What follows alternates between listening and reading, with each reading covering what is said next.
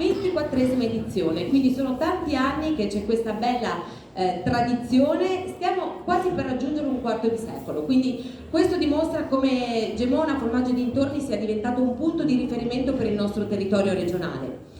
Come sapete, un punto di riferimento che ci permette di immergerci letteralmente in quelli che sono i profumi, i sapori della tradizione, con le tipicità dell'importante produzione casearia delle latterie locali, e non solo, anche latterie che vengono da produttori che arrivano da oltre regione, proprio perché Gemona è diventata vetrina importantissima da questo punto di vista.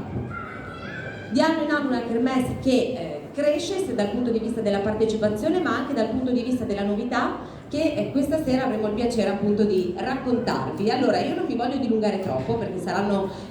proprio le persone che prenderanno il microfono dopo di me a raccontarvi tutte le novità nel dettaglio, e lascio la parola a partire appunto dagli organizzatori della Proloco con il presidente Marco Patano.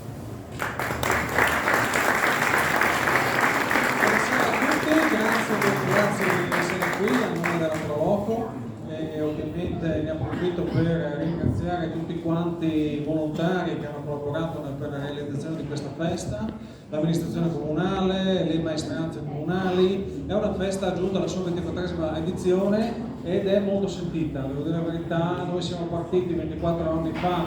come idea di valorizzare le produzioni locali, le latterie locali, e è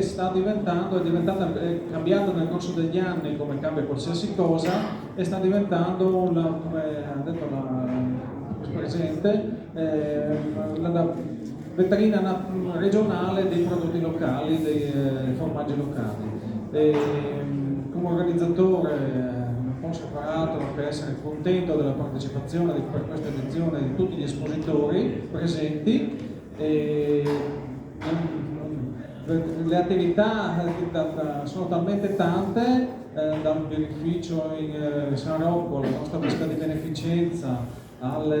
tutti gli stand gestiti dall'avvocato e dalle varie associazioni, quindi è un elenco lunghissimo, non vorrei perdere qualcuno, quindi ringrazio tutti indistintamente. Presidente della Proloco di Gemona, perché effettivamente c'è tanto lavoro dietro questo evento. Come diceva, il calendario